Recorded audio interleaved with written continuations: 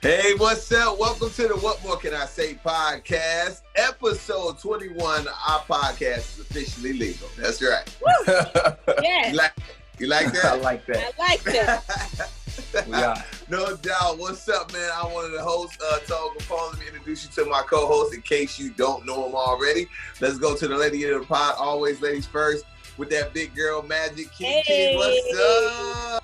What's poppin', fellas? Talking about drinking Simply syrup and stuff. Tone out here teaching us how to get our drink on, child.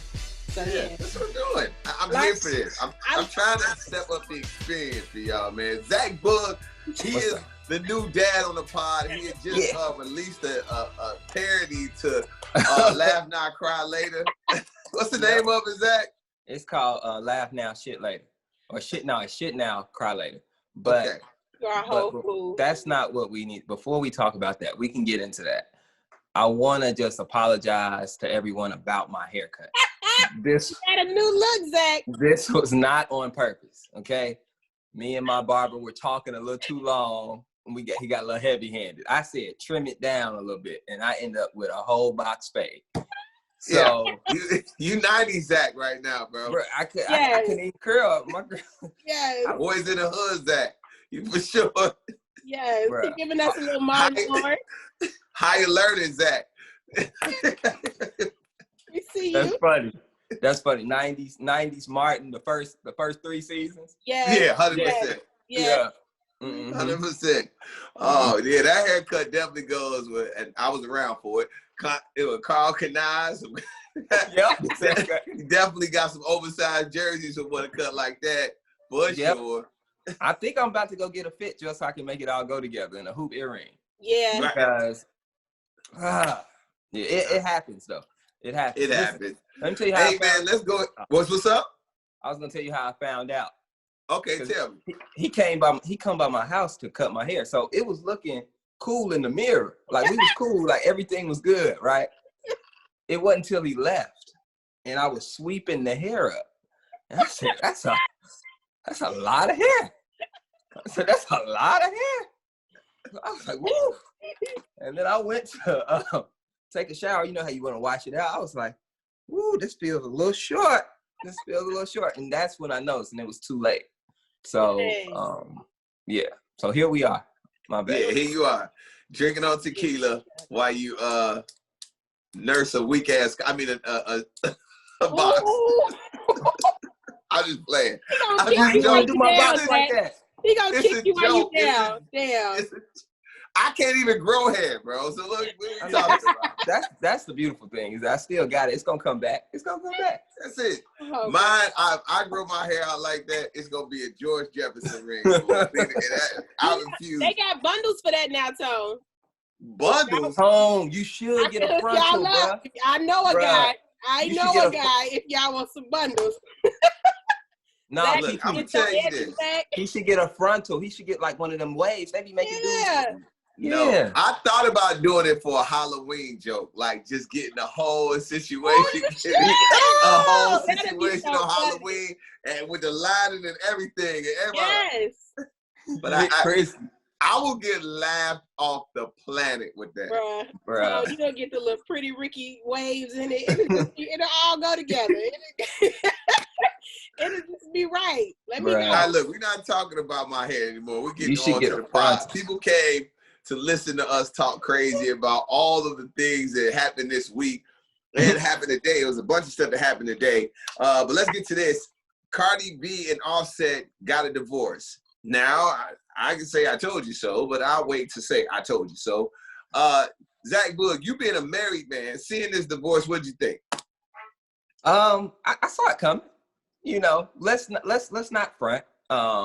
This relationship lasted a lot longer than we thought it did. You know, it ran its course. You know what I'm saying? Like when we first heard Offset and Cardi B was getting together, we was like, give it a few months. It exceeded our expectations and reached marriage. Okay? Yeah. We were like, wow, they getting married. And then that's when we started rooting for them once they got married because we realized they were serious. but eventually, we all knew in our hearts that this was going to happen at some point. It's hood love, Tone. You know hood love. I was expert at hood love. Hood love, they break up. you get together, they get married, they break up, they get tatted with each other's name. Then they get back together. This is just the beginning of the love story. They just get to do it all. I'm not stressed about this. It's all good, baby. It's hood love. It's hood. Keke, do you think this was hood love? Do you think they're going to actually get back together? What do you think about this whole divorce thing? It's absolutely hood love. They will be back together by the time tax season come, okay? They're not breaking up. I don't believe it. You know what I'm saying? Like, as you know, in hood love, you don't break up until the baby at least 5. Y'all gonna, you're gonna mess up. He gonna go have a baby somewhere else. And y'all gonna get back together. And then when she get about 5 or 6 and Cardi ready to have some more kids, then she'll go ahead and move on. I don't think it's I don't know if y'all remember when Offset popped up on stage the last time they broke up. Yeah. If a man could get past Big Jam security, because they don't say, like, if you ever been backstage at a WGCI concert, baby, the security don't play. They can see you walk, they can see you interview the headline artist, and they gonna ask you for a pass or a credential. Yeah, they are. So if Offset can get past them and get on stage to Cardi to plead for her to take him back, I definitely don't think it's over. I think they'll be back together by next payday. Absolutely. Yeah. All I can say is this, and I know Keke's gonna get on me bad about it, but first of all, Cardi B's supposed to give him a little leeway. He's an amigo. And I said this before. Do you know how hard it is to be amigo? Do you know how hard it gotta be to be amigo? He's talented, he's rich, he's famous, and he's in situations that it's hard for a man to win. No. You leave the stage, you hang out at the club, you drinking with your boys, you having a good time. 9 times out of 10, you had a little weed. Now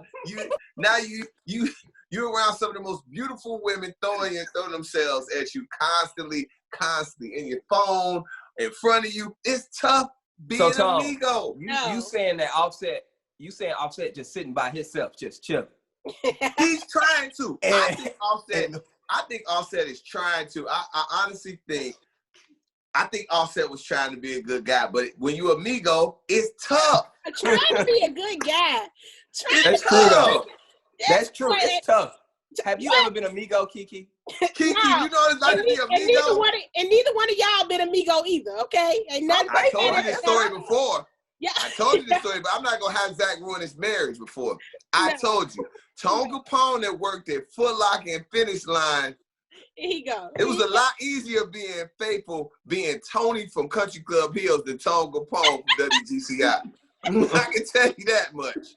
I can tell you. Let me give you that. It was a lot easier when I was driving a Nissan Altima working as a check-in coder to be faithful as hell to my girl. Tony and Tone Kapone all can be faithful if they really want to, okay? All 3 of the amigos of you can be faithful if they really want to, okay?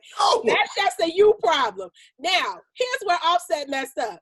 Offset then fumbled the bag, okay? That's really what I'm upset about. If I'm Cardi B, honey, and I'm busting down moves and, you know what I'm saying, I want you to touch the back of the throat, all that type of stuff, I'm not even worried about you going to do your thing. It's about how you do things. And to me, Offset has fumbled the bag because, as we know, it's one Migo that's going to take off, and that's Quavo. We know that. No, none of them are good by themselves, and that's a fact. But have you heard all 3 of their albums by themselves? But Quavo together, they're Voltron. But one by themselves, I was looking so forward to Quavo album. I heard that thing, I was like, no. Then I heard Takeoff's album, I was like, I wanted to like it. Nah. I heard Offset. I'm like, Offset is a star. Nah. No. They better not ever break up. Ever. What I'm saying. He fumbled the bag. Cardi B was his out of the group. Cardi B they could have teamed up, been Bobby Whitney. They could have been the La Bootleg, Beyonce, Jay-Z. Like, they had potential. But now you done messed it up. Now, I'm just saying. He didn't. You about the only person I know who listened to Takeoff album. So for that, Tone, hold on, Keke. I listened to all 3 of them. I listened to Keke. Who do you think wrote Cardi B's lyrics? Not Offset. I'll wait. Not Offset. What? You don't think Offset wrote Cardi B's lyrics? No. Okay. I'll wait. Have you heard of the Migos? The Migos. And you don't think that Cardi B benefit from marrying and being with a Migo? No. He was the bigger artist. No. Are you kidding? Bodak Yellow? What? He was the bigger artist still. Let me tell y'all Migos was solid. Stay in there. They hip hop. That's it. They're part of the culture. I'm not saying he didn't fumble a bit of the bag, but I'm saying I think personally, Offset wrote a lot of that stuff.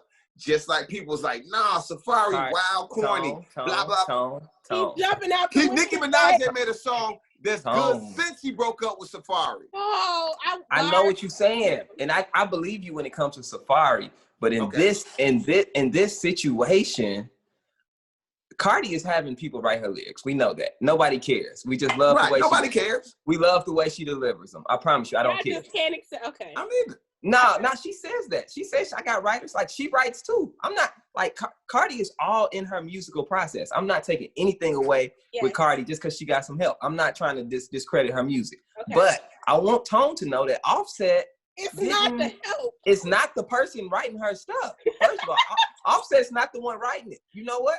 And guess what? Let me tell you something else about Cardi. Cardi was making Offset famous. Like, thank you. Cardi was Cardi.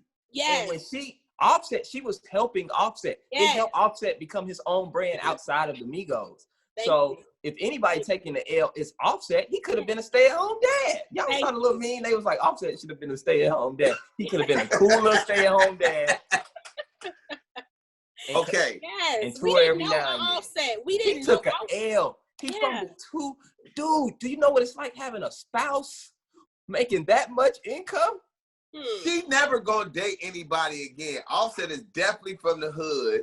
If you actually any dude that tries to shoot his shot at Cardi B, probably gonna get shot at by Offset. He not going anyway. That's what I'm this saying. is for sure hood love. It's not over. It's hood love. It's not over. It's not over. It's definitely not over. He better get it together. He better come. And they got a baby. Come on, man. It ain't over.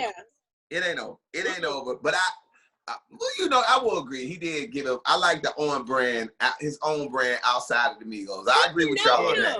We did not know him, Tone. We didn't know any of them as separate individuals until Quavo took off, and then we figured out who were the other two. And we figured out the other two because we found out Offset was with Cardi B. So we said, oh, well, then he must be Takeoff because his name is Offset. So don't play because we did not know who them people was. Keke, did you just say we found out who Takeoff was by default? Yeah, process of elimination. We said, oh, that's Quavo. Okay, then the boy with Cardi B, that's Offset. And then we said, that must be Takeoff. And the quiet one. Yeah. The quiet one. Yes. Yeah. So, yeah, we didn't know. Man, if you ever been to a Migos show, it's nobody higher in that building than Takeoff. I'm going to let you know. Ain't nobody higher than Takeoff. So it ain't one rapper who just sits in one spot. He be like, yes. Boosh. Sugar the boo. Thank you. You be like, are you gonna move? He be so high. Then sometimes he just stop rapping. He like, yeah. Zach, that's a fact. That is a fact. If you ever seen a Migos show, Takeoff be high. I be like, yes. He lives up to the name for sure. For sure. Oh, he fall asleep. Zach. He be high. He be like,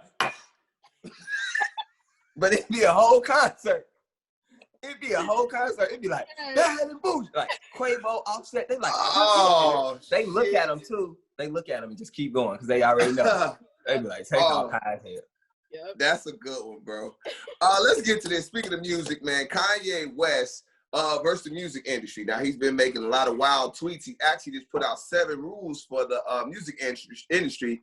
I thought it was pretty good, actually, and well thought out. What did you guys think when you read it? Keke, tell me about it. You know you get through a Kanye fan. You know, but I always have a little part in my heart for Kanye. And on this topic, he's telling the truth. Like, he took his meds, he's telling the truth. He's actually on point with what he's saying. And, you know, it's just hard to accept what he's saying because it's coming from Kanye. And it's coming from in a Kanye way. Like, we don't need you to pee on your Grammy to get the point, Kanye. We don't, you know, he calling out Taylor Swift again. Like, leave that girl alone, Kanye. You know, stuff like that. But everything he's saying is on point in my book. You know, the record business is corrupt and crooked and messy. So, yeah. It's a tough business. And the one thing that I always said, just being in the business for a while, is watching some of our favorite stars who've made big hits, been a part of culture, and then all of a sudden, after their time is done, they pour. And that's not right. That's not right. Yeah, they got a tour till they die. Right. They got a tour till they die. Yes. That's not a good thing. One thing I am happy about the music business, Zach, we're gonna get to you in a sec, is that I like to see the fact that hip hop is getting older and the appreciation of it is. So like, even not to even say like some of our older hip hop artists, I hate seeing Nelly on Dancing with the Stars, but it is what it is. Hey, he's dancing with the stars, bro. I get it. I mean, he could have did Masked Singer, but I think that's more in line with who he is. But he went to go. But anyhow, yeah, they be doing too much tango dancing with the stars. Oh my God. I don't like it. He's not tango. He's not hip hop, but he's a part of culture. Is Usher being in Vegas with a Vegas residency? I think that's a big deal. That's cold. I think that's a big deal, and I think that it's some kind of way where they should be able to put, like, it should be. I know it's hard. You can put DMX in Vegas. He probably won't last but a week. But I'm saying, like, you put certain X to Vegas. But you put certain acts together, old school hip hop, and have it at some whatever Caesar's Palace or something like that. We'll come check it out. I just want to see. I hate seeing our old artists that were good for the culture. They struggling to make money. Yeah. Right. I get it. I've seen. I mean, this whole music industry rant by Kanye is spot on. You know what I'm saying? I think we all agree on that. I just need him. You know, he has to get his messaging a little more clear, you know, because I love it. He'll say something like really profound about the music industry, and then he'll say he's Moses, and then he'll say that J. Cole and Drake need to give him an apology, you know, and then like I can tell that he tweets as he thinks. Yes. You know what I'm saying? And that's the problem with Kanye. You know what I'm saying? It's just like, it's the problem. It's not even the problem. It's the beauty in it as well, is the fact that he tweets what he thinks at any moment. Right now, he's on the music industry. I've never seen nobody go from running for president and then just want to attack the music industry. If you want to know somebody we're really watching bipolar behavior, if you think about it, bro, like, for real, he's going so hard for the music industry. He was just going, like 2 weeks ago, he was just going so hard to run for president. And that's why I won't vote for you, bro, because you're not focused. You will be in the middle of a United States crisis, and then you'll be like, I'm really having a problem with Def Jam right now. Forget Universal. And then you be like, bro, but you know, they about to bomb us. Like, we need you to be focused, bro. Like, Ye is a lot, man. He needs to stay in that creative space. But I think what he's saying is right about the music industry. And, you know, it's a lot of music industry people like the Brat, you know. If she owned her master, she probably wouldn't be on Dish Nation. I think she would. I mean, no, she wouldn't. She'd be Brad, so rich. Brad would have some. Okay, let's say Brad. That's a perfect example. Brad's. I think she's getting a decent amount of royalties, but I think just knowing the Brad and knowing how she is, I think she would be hustling anyway. I'm not mad at the fact that you become a rapper and then your career has its time and you move on to be a radio personality, i.e. Trina, Trick Daddy, and them. I get that. That's still in that realm, right? But you can still make money off your music. Need to work though. I was just saying that they may need to work. You know what I'm saying? Like, let's say I was saying them people, because they've been so successful, if they own their music, they would probably be so rich that they may not have to work. You know what I'm saying? Okay. I'm just saying that they may not, if they really own their stuff instead of giving it to the music industry. So Yeah, you know, it's tough, man. It's a tough business, and shout out to the people that are able to navigate it the right way and figure out how to make the money or make the plays while you in it, so you can get out of it. So even if you did kind of get, AKA, the F word, or you got a bad deal, you still being able to use it as a stepping stone to make something else and make some more money pop. Hey, real quick before we jump off of Ye, there are rumors. I didn't make them up. Keke, there are rumors that Kanye and Kim Kardashian are working out the guidelines, the stipulations, or whatever you want to say, for their divorce. Have you heard about that, Keke?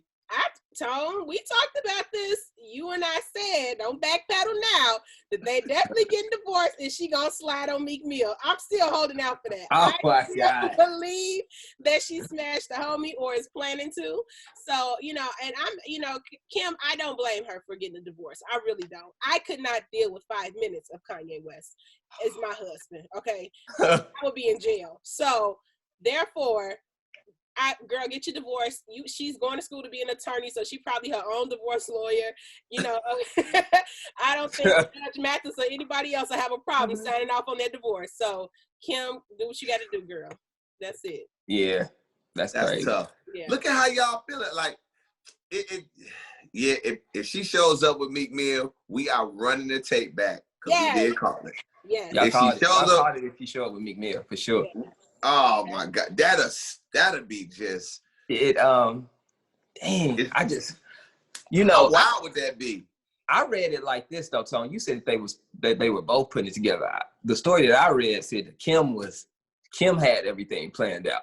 Mm-hmm. I don't know. Kanye's fighting the music industry right now. He might get blindsided with them papers. Yeah. I don't know.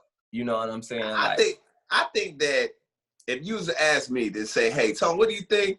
I would say, and I don't know anything, but I would say, hey, Kim and Ye have already figured out when this is gonna happen. They've already decided how it's gonna happen, and they probably gonna be great friends after it because they have 1,001 kids together. Is it possible to disconnect yourself from somebody that got that many of your kids, and that one kid is hard to disconnect?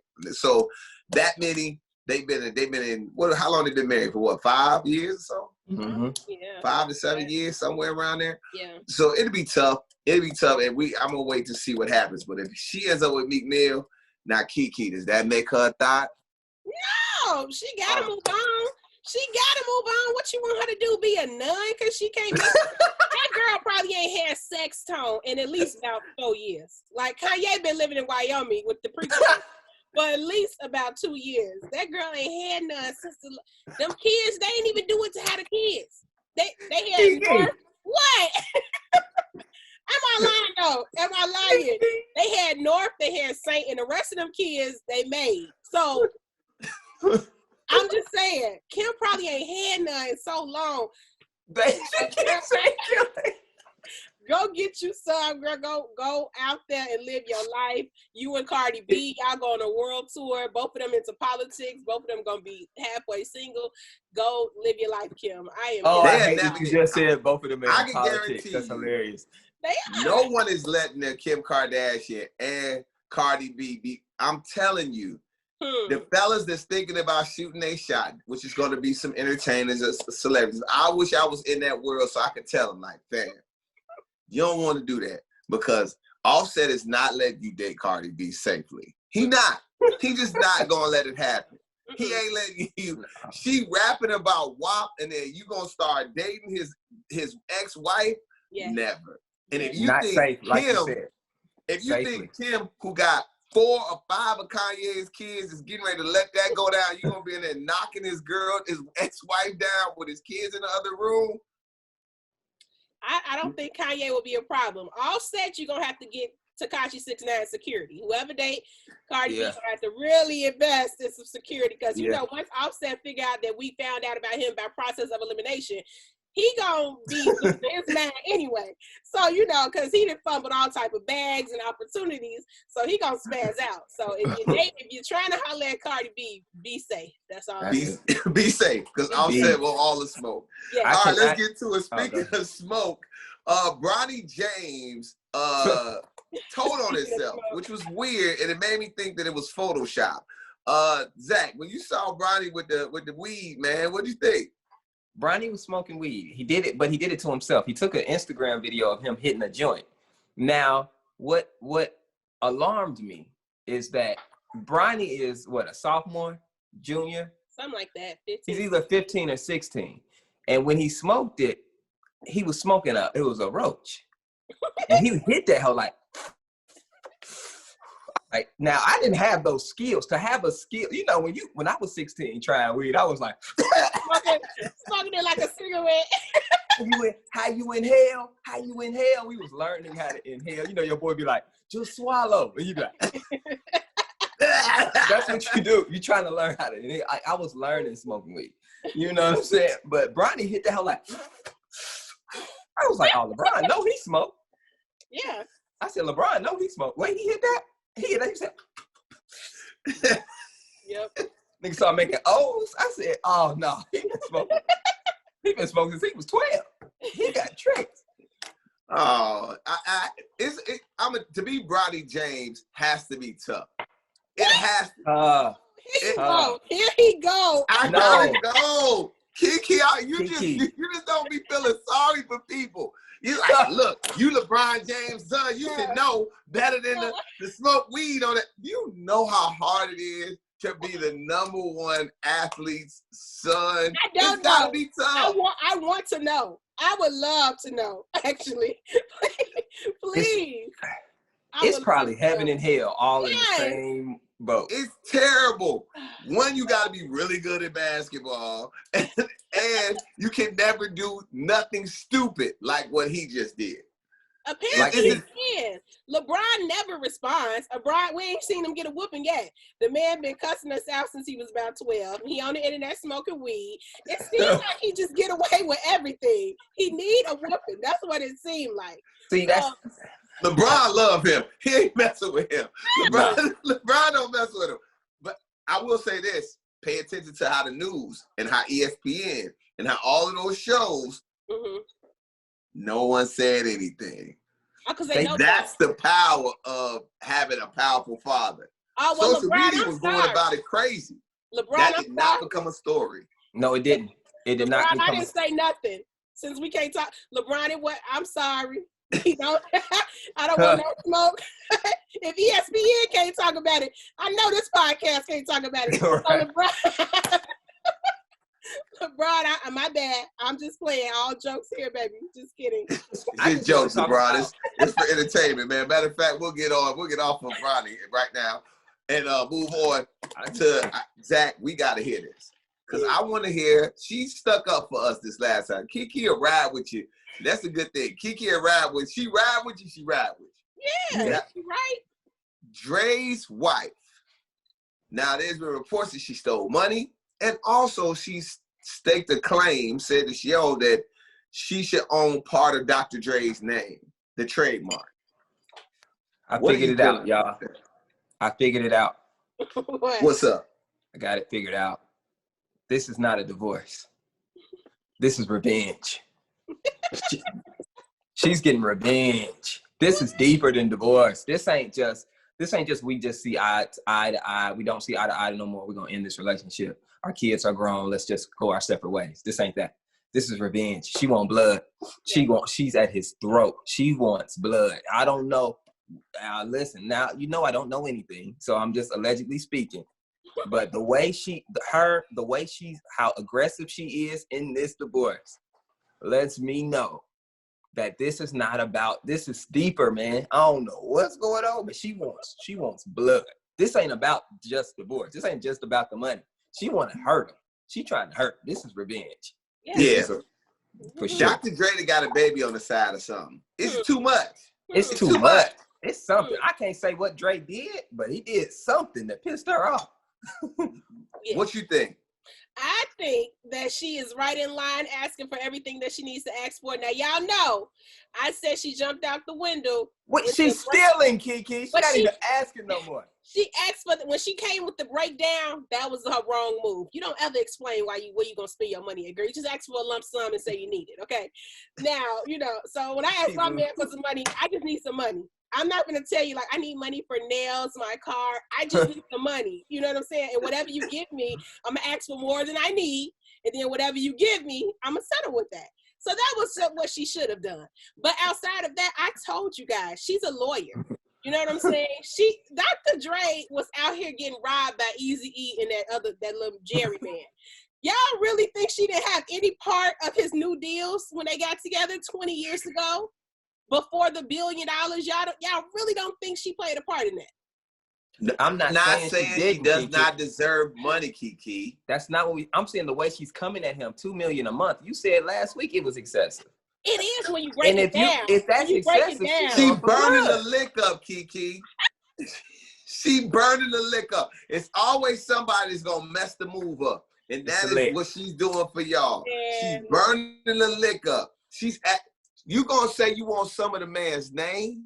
The man been called Dr. Dre forever before he met you. What's wrong with you? That's what makes me think that what Zach said is true. Because that don't make sense. You just saying stuff now. You like, yo, you know what? I want all the left shoes out your closet. You just saying all dumb shit now. It's revenge. Like, it's past the money. He like, yeah, I give you $500 million. No, I want your name. You be like, okay. Y'all pardon. Y'all pardon. Y'all got me there. I can't even come back with that one. She did try it with the name. She tried. Really right. Damn. We can't, come on. I mean, it's ridiculous, Keke, at this point. It's kind of like a person I broke up with. I broke up with this person, and then they keep saying craziness to me. Like, I'm like, when is it ever going to stop? Never. Like, when did they say this, Tom?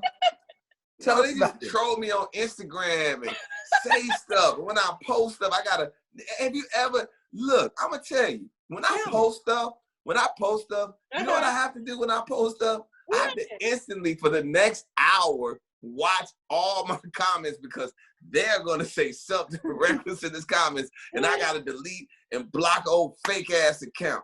That's what I'm saying. Enough is enough. What did you do to her? It's hard being Tom Kapone, see? It is. It is hard being Tom Kapone. I'm telling you, Tony from Country Club Hills. You have to deal with this. It's a lot easier. It's a lot easier. You get a girlfriend, but you might get while you're in line somewhere. Some girl's like, "Oh, you cute. Hey, how you doing? Thanks." And you don't even know how to act. You're like, "Dang, this girl think I'm cute." You might get an extra look you get an extra look every now and again. Yeah. Tony from Country Club Hills. When you Tone Kapone, it's another move. It's different. It's different. Life is different when don't get mad when they want half the name, child. I want the Kapone. They gonna be like, I want the Kapone. And you better stick up for me. Somebody asked for Kapone. Yes. That's it. Tone gonna be trying to negotiate. Can we just negotiate the tone though? Like you can be two. You can be two. I just take Nick Kapone. No. What's gonna happen is I'm gonna end up on Media Takeout or whatever other website because I'm cursing her ass out. That's what I'm doing. Have you lost your mind? What's wrong with you? But hey, that's a whole other story. She's Keke. And that's what, ladies, fellas that's watching the pod. Yeah. Be careful who you date. Be careful who you, because they will show you the crazy part of them when y'all break up. Be careful who you hurt, guys. That's what he should have said. Be careful who you hurt and how you treat people. Okay, that's it. Oh, damn. All right, I'm gonna let you get that one off. Yeah, she gotta get that one. You gotta let that one ride. Yeah, that's the truth. She in her bag right now. All right, somebody came to pod a little bit. Let's go. All right. Now everybody's been talking about this. This has been funny. We saw tons of memes online. Teachers have been complaining because parents are interfering with virtual schooling. Zach, how you feeling about this, man? Man, I feel it, man. Virtual school is a lot earlier than when the house wakes up. I have a 6-year-old that's in virtual school right now. The problem is the teachers are complaining because you got people smoking in the background, parents wearing crazy stuff. It's like wild in the background.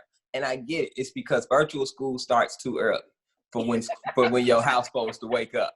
Okay, my house not gonna get flowing right to about 10, 11. You know what I'm saying? I work nights. You know, my wife don't work. It's like our house run a little later. You know what I'm saying? Virtual school 7:30. You know, they in there. Like, just, fine. You know, I'm just not waking up like smoking a You're like, oh, you want virtual school? Shit. You know, you don't know. It's gotta start later. That's the way we can do virtual school. If you want these, you got to give parents an opportunity to get their day off. You know what I'm saying? Like, yes, it's 7:30. They look crazy. They don't want to be up. We've been on a pandemic. We've been in a national pandemic for 6 months. Now you want to throw cameras in our house? You know how wild we've been living within these 6 months? We ain't got no schedule no more. Yeah. Everybody working from home. Yeah. Oh, that's hilarious. Keke, this virtual school stuff, have you seen any of these crazy memes? What you think? Oh my God. I feel for the parents. I really do, because I know how I feel working from home. Like, I don't know about y'all, but my coworkers started talking to me at 8:29. And I'm like, baby, we don't start work till 8:30. And when we were in the building, I dodged y'all till about 8:45, walking around getting apples, water, coffee. Like 8:29, ping. I'd be like, oh my God. So I completely understand what the kids are going through. And then my friend Monique, shout out to her, she's a teacher. And we were together the other day, and she was teaching her class, right? And one of the parents just popped up in the middle of her class and was like, do you know what my child is watching? And she like, well, I hope your child is watching the lesson. And he like, he's watching transgender comedy shows. Like, what do you want me to do as a teacher about that, sir? And I was like, I'm on the other side of her laptop dying, okay? Because I'm like, how do he think that you could control what his child is watching? The child's supposed to be on Zoom. So it's just too much. It's too much. The kids be texting her all after hours. The teachers, like, listen, it's too much. This is tough. It's too much. This got to end. Yes. Hey, this pandemic has messed up how the world works. And for real. Get up, halfway dressed, take your kids to school, drop them off, and then go home. That's fine. Exactly. It's messed up. And the teachers, look, man, you putting like Zach said, you putting cameras at people's houses at 7 o'clock in the morning. You'll see anything. You gonna see anything. You gonna see anything. What's wrong with y'all? Y'all think it's okay? Yes. At 7:30, I'm in my drawers. They talking about why you walking past the camera in your drawers. Because this is how I wake up. It's 7:30. I'm next. My house. All my family is used to seeing dad in his drawers at 7:30. That's what happens in my house. Yes. Too much. It's hilarious. My son has figured out how to do it. He's playing video games at an all-time high. See? He gets his lesson. He didn't figure it out like, yo, all right, I'm going to listen, see what this lesson is. And after that, he like, that's it. He's want to hear the lesson. He's like, I'll catch everyone. We got to get back some structure in the world. We do, man. Our kids know how to finesse this digital stuff. Oh, my God, yes. They can close a window so fast on you like, what you doing? Nothing. I'm watching. I'm on my school. I'm in school, Dad. Right. Yes. Yes. They open that window back up, have a little side chat with their boys. They on their phone. They know. They not you can't mess with them. Word. I feel Come so on now. hard. Think about this. When was the most time? When was the time when you was in school when you had the most fun? When they rolled that movie screen into your room? Yes. And when you had computers.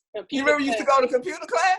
It was always fun. You was always doing something you wasn't supposed to do. You was always on some website you ain't supposed to be. So now you want to tell me that they get computers at home? We ain't had computer class. We had library time.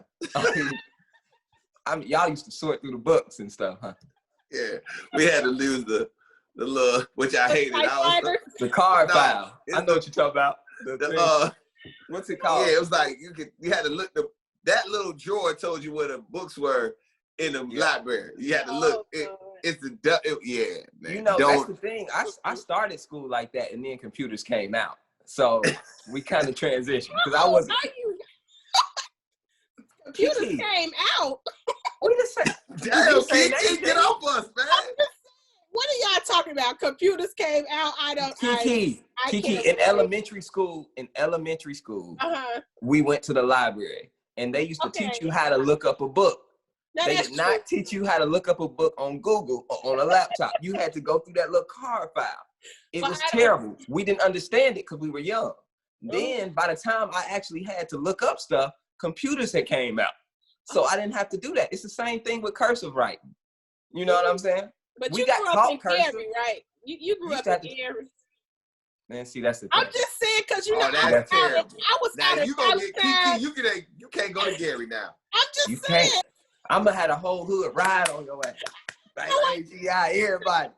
I don't know what. See, the whole hood, everybody in the G. If you see Keke out, ride on her ass. Nah, over for you now. I'm just saying, Zach. I don't know what school district you was in and denied no computer child. I was in the northwest suburbs during that time, and maybe it didn't get to Gary public school system. Maybe Gary yet. You was in the northwest suburbs. Yeah, when I was in elementary school, yes. So we had computers. Right, exactly. Your education is top notch. We had different upbringings. I was in the G. Only Keke in the class, child. So I'm shout out to Gary. Y'all got him a little later after we used him. That's okay. No, we probably did though. We probably did get everything because all our books used to be very written in. I'd be like, damn, I don't get no. You get a new book. You remember, man, you be the first day of class. You know when they pass out books. You used to hate when you got an ugly book. But if you got, that one dude, he got a new one. Yours ugly. You be like, man. Okay, so let me ask you this. Did you ever get the new book, though? You got the old book, and then you look and you can see who signed out. You be like, oh, that's old girl. I got her book. I got her book. So happy. Like, oh, I got her book. Oh, I got her book. That's a conversation right there. You be like, I got Keke book. I got Keke book.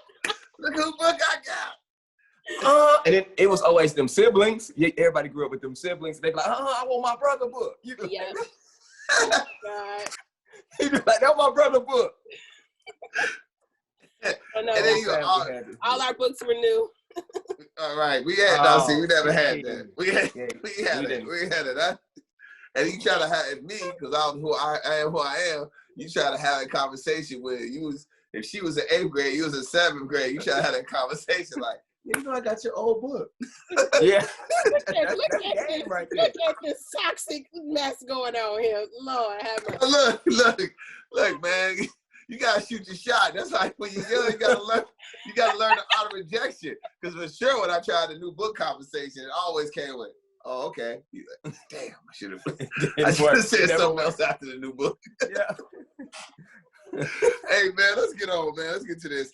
Shout out to my HBCU brother, Zach Boog. How you feel, man, seeing this prime time being Jackson State University's head coach? That's football coach. That's pretty cool, right? That's a big deal. That's a big deal for not just Jackson State, but for all HBCUs. I mean, this is an opportunity. You would think that Deion Sanders is going to be able to recruit some top-level players.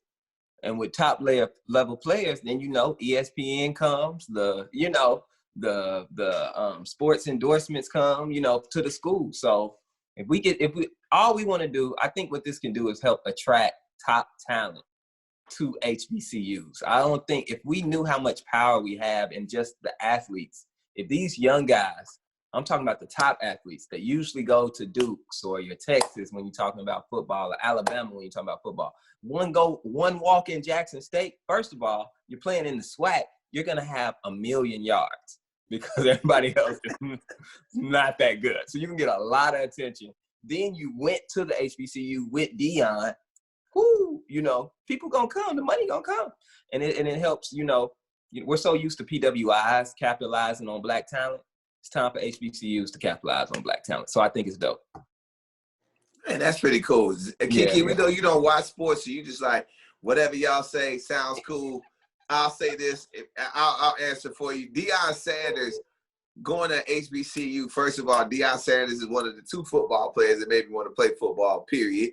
And I think that it goes for a lot of people's dads. So that a lot of people's dads are like, prime time coming to my house because he want to recruit my son. Son, you going to Jackson State. Oh, God. I feel sorry for the players. All them dads going to be groupies down there. They going to be on him. Definitely. They will. Oh, that's but so embarrassing. Keke, but the great thing about it, but let me cut you off. The great thing about it is that once they get, now I've been to several visits. I went to Alabama A&M for a year. I've been to several black college visits, right? And I can tell you this, Jackson State is cracking. Once the student gets to that campus, he good. He is good. He gonna be like, what is this? Tone, with most HBCUs, when you go to the campus, that's when you realize you're going. You said you went for a year, okay? Like I said, sometimes it don't work out. You know what I'm saying? For whatever reason, but you're gonna at least give it that try. When you go down to that campus and you feel, especially coming from North, and you feel that heat, and you see them women, and you see all these people, like you see like a party, like in the middle of the school day, you're like, oh, this is where it's at. I've been on plenty of college visits. I went to Indiana University. It was very quiet, and it seemed like it was a lot of people working. They was like, this is the library. And then, you got people in there, and they're just doing a lot of work. And that's when I went to Indiana University. And then when I went to TSU, they was like, and this the courtyard. He was like, no, keep you buck. No, I said, oh, this is where I'm going. This is where I'm going. Or when they try to get you with HBCUs, so you got to watch them. They be having them real fine tour guides. I almost went to Alabama State because the tour guide was amazing. She came through. She was beautiful. She said, yeah, and they go. I was like, well, yeah, I'll sign up. Sign me up. Yes, almost went there. But I'm just saying, so I say that to people who watching the pod who may have children, like anytime I can talk about HBCUs, I love to like just say how dope they are, and it's a place that celebrates your blackness. You know what I'm saying? That's real important to have at some point, in your life. It's just have people celebrate you being black, being around. You're gonna meet so many different types of black people. And it helps you. I really think it helps you have empathy out into the real world. When you see certain things, you be like, oh, I get it. I see why he think like that. So yeah, it's cool. I mean, I didn't want to leave Alabama A&M, but I won't say why I left, but I left. I left. Right. Something with a girl. But I transferred to SIU, and it was almost just like a predominantly black university with so many black people there. But I always tell people, they ask me about it, I always say that, that was the first time that I ever felt like I was like a part of the majority, if that made sense. If that makes sense to people watching the pod. You come from at that time, Chicago and the south suburbs, and it wasn't a lot of black people, and black people getting treated a certain way, followed around stores, all these different type of things that were happening now, getting pulled over if you were in the wrong neighborhood. I remember times when, and that's the thing that cracks me up when I hear people say, well, y'all quit crying, being crybabies and acting like black people this, and they bring up other minorities about how Koreans came over here. I saw some Koreans came over here and they pulled us up by their bootstraps and made stuff happen, and Mexicans came over and they did this and they this, and y'all been here and y'all been complaining. They didn't have laws written against these groups that came into America. They didn't have a already systematic just view of how African Americans, how black people were treated. So like I said, when I went back to my original story, is when I went to Alabama A&M, I remember calling my mom and being like, yo, and calling my grandma like, yo, like this is crazy. There's black people everywhere I look, and you don't have to worry about straightening your hat when you going through town, because you don't have to worry about, taking your hat off, period, so nobody will stop you. There was a time if you knew for a fact, if it was 3 black people in a car driving, pulled over, 100%. It was times where you had to say, you're like, you know what, let's take 2 cars, man, so we don't want to put people in the back seat. You couldn't carpool as a college student because you didn't want to get pulled over. But again, like you said, Zach, it's a beautiful thing, man. I think that if you could, even if you don't want to stay there, I think it's worth going for a couple of years. Right. Yeah. Just to experience it. Speaking of black, He's not black, he's our president, but I want to add, I know some black people that are thinking about voting for Trump. And I also know white people that I'm very cool with that have brought up with, I'm voting for Trump. But everybody thinks if I vote for him, that makes me a racist. And I want to ask you that. Do you think if you vote for Trump, does that make you a racist? We'll save Malcolm, Zach, for a second before we begin the pod. Keke, if you vote for Trump, are you automatically considered Are you a racist? saying that because of my fro? I think it's the haircut. Yeah, you do. If you had glasses on, you 100% be Malcolm. Yeah, definitely. Yeah, I don't. Well, we want to make it to episode 22. So listen, I won't say you are a racist, but I'm going to say you have some very racist views. Okay?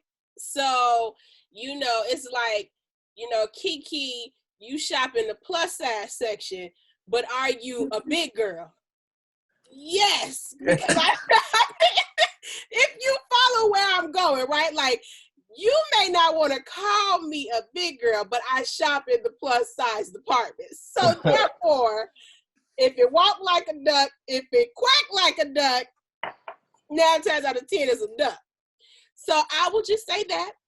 And I will say, if you want some credit to back up my statements, please just go look at your current president's Twitter timeline, okay? He calling people sons of bitches. He telling people to get out the country. He's talking about groups of people saying what, they talked about the Puerto Ricans. I mean, it's just so many things to back up why voting for him makes you a racist. But I won't call you that. I'll just say you're quacking like a duck. There you go. That's how I'm gonna say that. Mm-hmm. Yes. Zach, come on. And remember, we want to get to 22. All right. Now I'm just wondering. My answer may surprise you. I don't think you're a racist if you vote for Trump. Okay. I don't think you're automatically a racist if you vote for Trump.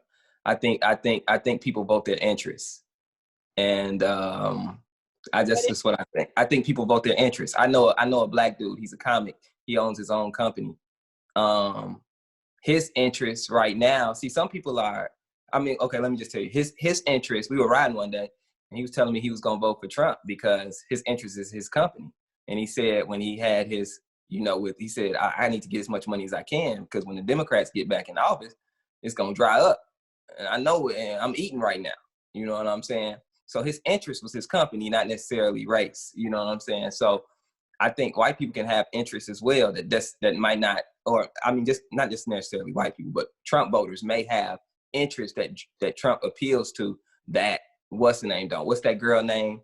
The hood chick. Well, she you can tell she was hood, but I think Trump got her out of jail. Now she speaks. She went on the Breakfast Club, tore the Breakfast Club up, in my opinion. Her thing was she's against abortion. That was her interest. You know what I'm saying? She was against abortion. A lot of Republicans are against abortion. She's like, abortion was put in this country to, terminate black babies. And she like that her position is, I'm for keeping the black race here. You know what I'm saying? So that was her position. That's what she was interested in. Some people's interests may be police reform or whatever. You know what I'm saying? People vote in their interest. And I think what is happening right now is a lot of black people are so used to racism that they kind of like that it's so overt right now because they can see it opposed to it being hidden, or they believe that they're going to live in a racist country no matter who's president. So here's the thing. Here's where I would challenge. The issue right now is Trump could get out. Like it's easy. Like a lot of these people would vote for Biden. But I think that, and this is just me speaking, I'm not trying to change nobody's opinion. I think Biden is so weak that he's not even making people want to vote for him, and we hate Trump. Like literally, people are going to vote for Biden, not because of anything Biden has said, not because of anything Biden has done, only because they hate Trump. And if they really think they got a chance in this election, let me tell you something, you ain't got to elect. Trump voters coming out. They coming and they voting for Trump. The ones who are loud about it and the ones that's going to be quiet about it. The ones that's going to you know, tell you Biden in your face and on Facebook so they won't look bad, but then get behind that curtain and press Trump. Them people voting for Trump too. Okay. Yeah. Okay. So and Biden and Kamala, they're doing a terrible job of connecting to the people. Like, I don't even know what they stand for, bro. All I know is that she's black and she's an AKA. And then Biden, every time he has an interview, he says something that is wrong too. So it's just like they have to do a better job. Like, I mean, to tell you the truth, when you said, are you racist if you vote for Trump? I just think people like Trump is, whether you agree with what he's saying or not, he's saying something and you know where he stands. I don't know where Biden are standing right now. Do you? Nah, I don't. All I can say is that it's going to be a tough call. I'll answer the question. I definitely will answer the question, and I'll say this, is that I don't think you're a racist if you vote for Trump. Do I think that you're not informed? Yes. Do I think that you probably going off emotional? Care. But say a lot of people go, he gave us money. Democrats ain't never gave us nothing. All right, cool. That makes sense if that, like you said, your interest. But are you paying attention to some of the things that he's using to divide the country? Yeah. Are you paying attention to because he's using, and I'm going to tell you, this is just me looking at it. And I always, Keke, y'all know, I look at stuff a different way. Mm-hmm. I feel like the whole thing he's doing is an act. I feel like it's an act. Mm. I feel like if you hated minorities that much, Trump done been on 1 million shows, how rappers been talking about. He been seen hanging out with black folks. He been seen hanging out with Hispanic folks. I think this is all, and that's what in my opinion, that's what I worry about. Somebody that's putting on this much of an act. What's the real agenda? That's what I think. Do I think you're a racist? I just think you're not informed. I agree with you when you say Joe Biden and Kamala. It's tough because they don't have a pop, and either you got a guy that's saying stupid craziness to incite the wild hillbillies of America on this side. Then you got these people over here. You got a guy that talks in a whole nother language, talks in a whole nother tone when he talks to black people. You looking at it like, what has America come to? What happened to the powerful speaker? What happened to the person that's going to energize the American people and make them feel like, yeah, we're about to get a change? I.e. Obama. This is what I'm saying. Even Bill Clinton.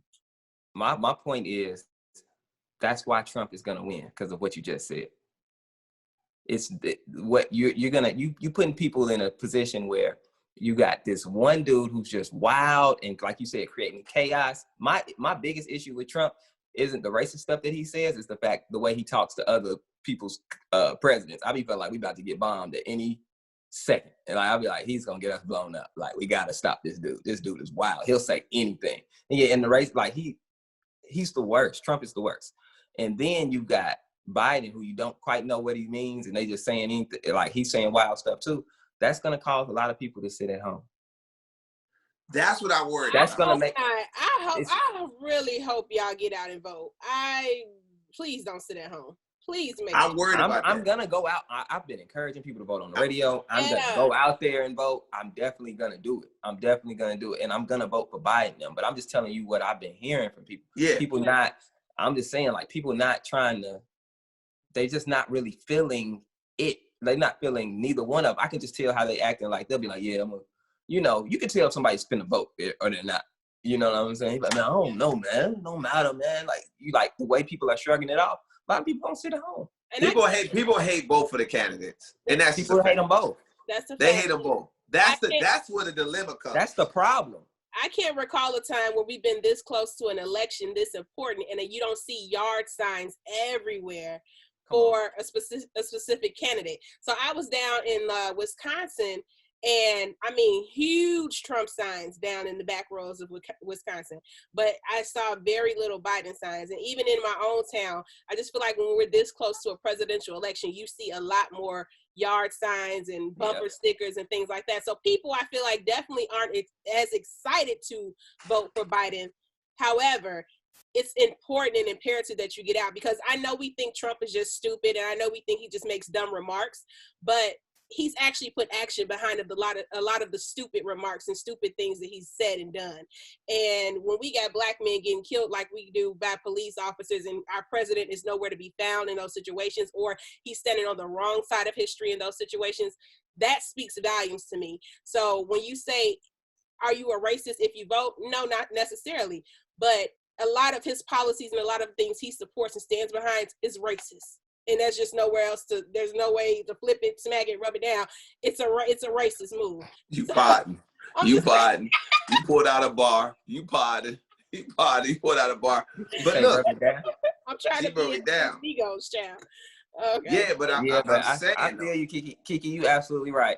You absolutely right. But I just feel like people are not excited. I think it's important. I think it's imperative. I think we really have to get Trump out of there.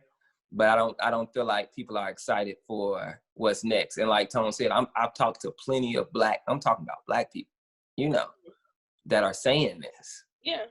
Yeah, but and to your point about the signs and stuff like that, we're living in a place, in a world where if you do support, you can face some real backlash. Like before, when people would look and see, oh, okay, you might get your house egged. You might get your sign, your car, something might happen to your car if it's parked outside. If you support the wrong person, and that's real. People are so passionate. Like these Trump people so ready. You know what I'm saying? Like they're not ready because these Trump folks are ready. Yeah, they're being energized. They're turned up. But the thing is, Trump keeps, like you said, he says them wild things because he keeps his side motivated. Yes, that's true. He he knows how to keep them hyped. He's still having rallies. He's on the ground having rallies. Don't care. I'm still gonna have a rally. Well, somebody died from his rally. He's still having another. You know what I'm saying? Like he's that committed to doing it again. You know what I'm saying? Crazy. And Biden is taking a lackadaisical approach to something like, how you want us to be turned up about it, bro? And you're not even out here. Like, you got to get out here, bro. You and Kamala, all Kamala doing is showing up at verses. Stop. That's the only place. Look, we're not gonna turn this into a political pod. We're gonna get ready to get out of here, man. Final thoughts, Zach Boog, talk to me. Man, final thoughts. When you get a haircut, make sure you and your barber talk about it before, and try not to get a haircut when your barber is going through any emotion. Like, let's say, for instance, your barber and his baby mama, they got into it right before he's gonna cut your head. Don't go in there and get that cut. Don't never get an angry cut from a barber. You know what I'm saying? You may not get what you want. They may chop a little too much off, and now you walk around looking like Flex Washington. So Black ain't got no edges, child. Oh Lord. Oh, he took your edges back, Bo. Folks took me back. I feel like Flex Washington on, what was that show? 101. 101. God. Right. Oh, Keke, there you go. Keke Pod. She came with the old school black sitcom. All right, Keke, what's up, man? Holla at me. Final thoughts. Man, just to bounce off what Zach said, ladies, I'm tired of this hair too, and I tried to give y'all a new look, but my stylist is booked for like all of October. I don't know when she got this popping. See, I need me a semi-popular hairstylist, okay? Once you get more popular than me, we can't really work together. So shout out to Tiffany at the Tim, stop tripping. Keke, she posted you now. You're not going to look out for it? Nice. Now I can't get an appointment because, all the girls want they lace laid. But, so shout out to Tiffany if you're watching this, girl. Cancel one of them and put me in. So she busy. She booked. She ain't watching. Right. She popping. I'm like, damn, I got to buy concert tickets to get my hair done. So, that's why Big Jam canceled his virgin. You had Big Jam tickets. She like, Keke, I know you need your hair done, girl. Because she knows she getting them tickets. Facts. That Tiffany, he telling the truth. But so hopefully I give y'all a new look next week. Hopefully. Man, I need them Big Jam tickets, man. I miss. There was Big Jam tickets get you a lick for a whole year. Man, get you everything. Like, for real. Hey, let me go ahead and get to this. My final thought is this. for everybody that's gonna probably say something about it's tough being amigo and it's tough being Tongo. Look, just think about this. I want you to think about yourself, ladies and fellas. Think about yourself when you was, you know, just kind of, you was kind of had one hand in the bag. You didn't have both hands in the bag. You wasn't really into your vibe. Think about how easy it was when you wasn't able to travel the way you wanted to go. When you didn't have the money that you got to. You can just get up and go and dress the way you like. Just think about how easy it was to be faithful. Now, I want you to think about now that you in your bag, you got a bag, you pursed up, fellas, you washed up, card up, you can move around, you can take a woman anywhere. You ain't got to take her to Applebee's no more. It's whatever you want. Your confidence is coming off you. Think about how hard it is now to remain faithful. That's all I'm saying. I'm not saying it's impossible. It's just a little tougher. Yeah, right. Oh my God. Make him stop. I love Tone's final word. He made it sound so like it was. He got a whole support group for cheaters. Like, you know, when you reach this level, you can cheat in peace. But if you ain't there yet, you can't cheat in peace yet. It's gonna be tough for you. So you just said it's tough to be faithful. I didn't say it's impossible. It's just tough. I would love Tone to be a marriage counselor and Offset and Cardi B go to him like, you know, and he's just cheating me. But listen, baby. See, you don't understand. It's tough being amigo. Yes. You know. Oh God. Like, Cardi, look at me. Now, anyhow, man, hey, we appreciate y'all, man. You already know what it is. Episode 21. These pods are just rolling and rolling. Remember, share, tag, so we can repost you because we appreciate the love y'all been giving us, man, over these 21 weeks. That's a big deal. Sure. Yes. Looked like he was about to say something, Zach. Okay, cool. We'll end it because that was an awkward What more pause. can I say? That's what I. There it is. What more can we say?